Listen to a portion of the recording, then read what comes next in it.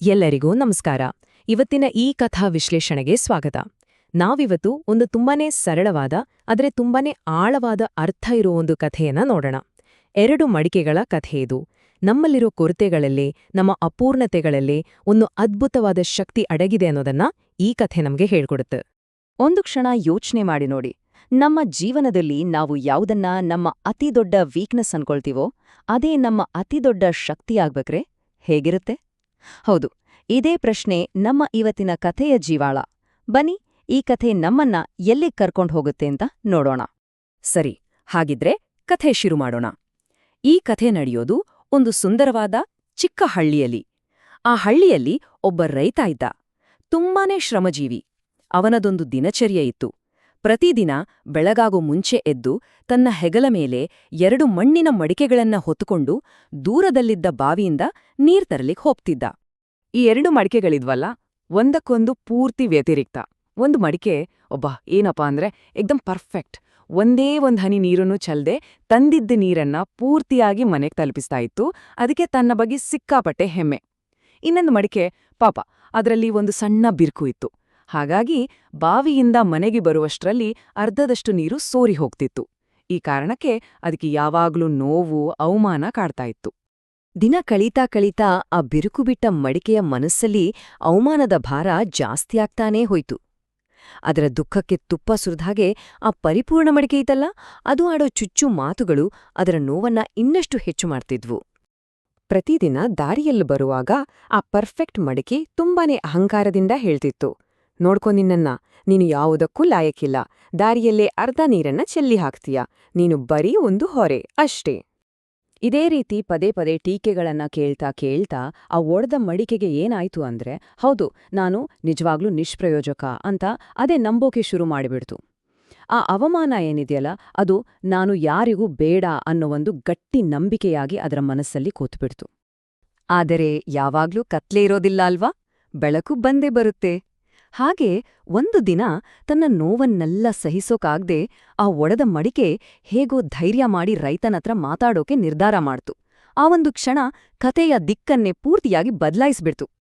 ಅದು ನಡುಗುತ್ತಾ ಕಣ್ಣಲ್ಲಿ ನೀರು ತುಂಬಿಕೊಂಡು ರೈತನ ಹತ್ರ ಹೇಳುತ್ತೆ, ಯಜಮಾನರೇ, ನಾನು ನಿಮ್ಗೆ ಬರಿಯೊಂದು ಭಾರ ಅಷ್ಟೇ. ನನ್ನಿಂದ ನಿಮ್ಗೇನೂ ಉಪಯೋಗ ಇಲ್ಲ. ನಾನು ಹೀಗೆ ಒಡೆದೋಗಿರೋದಿಕ್ಕೆ ದಯವಿಟ್ಟು ನನ್ನನ್ನು ಕ್ಷಮಿಸ್ಬಿಡಿ. ಇದನ್ನ ಕೇಳಿ ರೈತ ಮೆಲ್ಲಗೆ ನಕ್ಕ. ಎಂತ ಹೇಳಿದ, ಒಂದ್ ಕೆಲ್ಸ ಮಾಡು, ದಾರಿಯ ಬದಿಯನ್ನ ಒಮ್ಮೆ ನೋಡು ಅಂತ. ಒಡೆದ ಮಡಿಕೆ ತಿರುಗಿ ನೋಡಿದ್ರೆ ಅದಕ್ ಆಶ್ಚರ್ಯ. ಯಾಕಂದ್ರೆ ಪರ್ಫೆಕ್ಟ್ ಮಡಿಕೆ ಹೋಗೋ ದಾರಿಯ ಬದಿಯಲ್ಲಿ ಬರೀ ಒಣಗಿದ ನೆಲ, ಕಲ್ಲುಗಳಿದ್ವು. ಆದ್ರೆ ತನ್ನ ಬದಿಯಲ್ಲಿ, ಅಂದ್ರೆ ತಾನು ನೀರು ಚೆಲ್ಲೋ ಕಡೆ, ದಾರಿಯುದ್ದಕ್ಕೂ ಬಣ್ಣ ಬಣ್ಣದ ಹೂಗಳು ಅರಳಿ ನಿಂತಿದ್ವು. ನೋಡಕ್ಕೆ ತುಂಬಾನೇ ಸುಂದರವಾಗಿತ್ತು. ಆಗ ರೈತ ಪ್ರೀತಿಯಿಂದ ವಿವರಿಸಿದ, ನೋಡು, ನಿನ್ನಲ್ಲಿ ಬಿರುಕು ಇದೆ ಅಂತ ನನ್ಗೆ ಮೊದಲನೇ ದಿನದಿಂದಲೂ ಗೊತ್ತಿತ್ತು. ಅದಕ್ಕೆ ನಾನು ನೀನು ಬರುವ ದಾರಿಯಲ್ಲಿ ಉದ್ದೇಶಪೂರ್ವಕವಾಗಿ ಹೂವಿನ ಬೀಜಗಳನ್ನ ಹಾಕಿದ್ದೆ. ನೀನು ಗೊತ್ತೇ ಇಲ್ಲದ ಹಾಗೆ ಪ್ರತಿದಿನ ನೀನು ಆ ಬೀಜಗಳಿಗೆ ನೀರುಣಿಸಿ ಅವು ಮೊಳಕೆಯೊಡೆದು ಇವತ್ತು ಇಷ್ಟು ಸುಂದರ ಹೂವುಗಳಾಗೋಕೆ ಕಾರಣವಾಗಿದ್ಯಾ. ನೋಡಿ, ಇದೇ ಈ ಕಥೆಯ ಅತಿದೊಡ್ಡ ತಿರುಳು. ರೈತ ಬರೀ ಹೂಗಳನ್ನ ತೋರ್ಸ್ಲಿಲ್ಲ, ಬದಲಾಗಿ ಪ್ರತಿಯೊಂದಕ್ಕೂ ಒಂದು ಮೌಲ್ಯ ಇದೆ, ಒಂದು ಉದ್ದೇಶ ಇದೆ, ಮತ್ತು ಈ ಜಗತ್ತಿನಲ್ಲಿ ಎಲ್ಲವೂ ಒಂದಕ್ಕೊಂದು ಹೇಗೆ ಹೊಂದ್ಕೊಂಡಿವೆ ಅನ್ನೋ ದೊಡ್ಡ ಸತ್ಯವನ್ನ ಹೇಳ್ದ.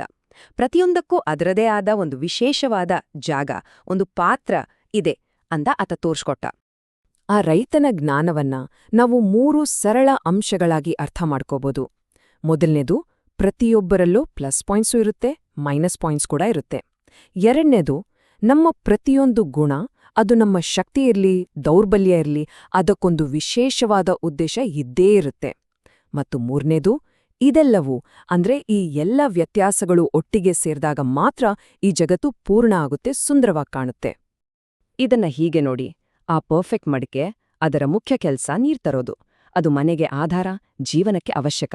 ಆದ್ರೆ ಆ ಬಿರುಕು ಬಿಟ್ಟ ಮಡಿಕೆ ಇದೆಯಲ್ಲ, ಅದರ ಕೆಲ್ಸ ಹೂವುಗಳಿಗೆ ನೀರುಣಿಸೋದು. ಅದು ದಾರಿಗೆ ಸೌಂದರ್ಯವನ್ನ ತಂದ್ಕೊಡುತ್ತೆ. ಅಂದ್ರೆ ರೈತನ ಪಾಲಿಗೆ 2 ಕೂಡ ಅಷ್ಟೇ ಮುಖ್ಯ, ಅಷ್ಟೇ ಮೌಲ್ಯಯುತ. ಈ ಸತ್ಯದ ಅರಿವಾದ ತಕ್ಷಣ ಆ ಪರ್ಫೆಕ್ಟ್ ಮಡಿಕೆಯಲ್ಲಿದ್ದ ಅಹಂಕಾರ ಎಲ್ಲ ಕರಗಿಹೋಯ್ತು. ಹಾಗೇನೇ ಒಡೆದ ಮಡಿಕೆಯಲ್ಲಿದ್ದ ಅವಮಾನ, ಕೀಳರಿಮೆ ಎಲ್ಲವೂ ಮಾಯವಾಯ್ತು. ತಮ್ಮಿಬ್ರಿಗೂ ಅವರದ್ದೇ ಆದ ಬೆಲೆ ಇದೆ ಅಂತ ಅರ್ಥ ಮಾಡ್ಕೊಂಡು ಅವೆರಡೂ ಅಂದಿನಿಂದ ಫ್ರೆಂಡ್ಸ್ ಆದ್ವು, ಒಂದಕ್ಕೊಂದು ಸಪೋರ್ಟ್ ಆಗಿ ಕೆಲ್ಸ ಮಾಡಕ್ಕೆ ಶುರು ಮಾಡಿದ್ವು. ಸೊ ಈ ಕಥೆ ಬರೀ ಮಣ್ಣಿನ ಮಡಿಕೆಗಳ ಬಗ್ಗೆ ಅಲ್ಲ ಅಲ್ವಾ, ಇದು ನಮ್ಮೆಲ್ಲರ ಕಥೆ. ನಮ್ಮ ಜೀವನದಲ್ಲಿರೋ ಬಿರುಕುಗಳು ಅಂದ್ರೆ ನಮ್ಮ ಕೊರತೆಗಳನ್ನ, ನಮ್ಮ ನ್ಯೂನತೆಗಳನ್ನ ನಾವು ಹೇಗೆ ನೋಡ್ತೀವಿ, ಹೇಗೆ ಒಪ್ಪಿಕೊಳ್ತೀವಿ ಅನ್ನೋದ್ರ ಮೇಲೆ ನಮ್ಮ ನಿಜವಾದ ಸಂತೋಷ ನಿಂತಿದೆ. ಹಾಗಿದ್ರೆ ಈ ಕಥೆಯಿಂದ ನಾವು ಕಲಿಬೇಕಾದ ಮುಖ್ಯ ಪಾಠಗಳೇನು?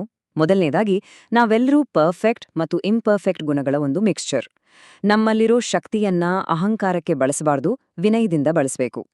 ಎಲ್ಲಕ್ಕಿಂತ ಮುಖ್ಯವಾಗಿ ನಮ್ಮ ವೀಕ್ನೆಸ್ಗಳು, ನಮ್ಮ ಕೊರತೆಗಳು ಕೂಡ ಒಂದು ಸುಂದರವಾದ ಉದ್ದೇಶವನ್ನ ಪೂರೈಸಬಲ್ಲವು ಅನ್ನೋದನ್ನ ಯಾವತ್ತೂ ಮರಿಬಾರ್ದು. ಅದಕ್ಕೆ ಇನ್ನೊಬ್ಬರ ಜೊತೆ ನಮ್ಮನ್ನ ನಾವೇ ಹೋಲ್ಸ್ಕೊಳ್ಳೋದು ವೇಸ್ಟ್. ಯಾಕಂದ್ರೆ ಪ್ರತಿಯೊಬ್ಬರಿಗೂ ಈ ಜಗತ್ತಲ್ಲಿ ಒಂದು ಯುನೀಕ್ ಆದ ರೋಲ್ ಇದ್ದೇ ಇರುತ್ತೆ. ಕೊನೆಯದಾಗಿ, ಈ ಒಂದು ಅದ್ಭುತವಾದ ಯೋಚನೆಯೊಂದಿಗೆ ಈ ಚರ್ಚೆಯನ್ನ ಮುಗಿಸೋಣ.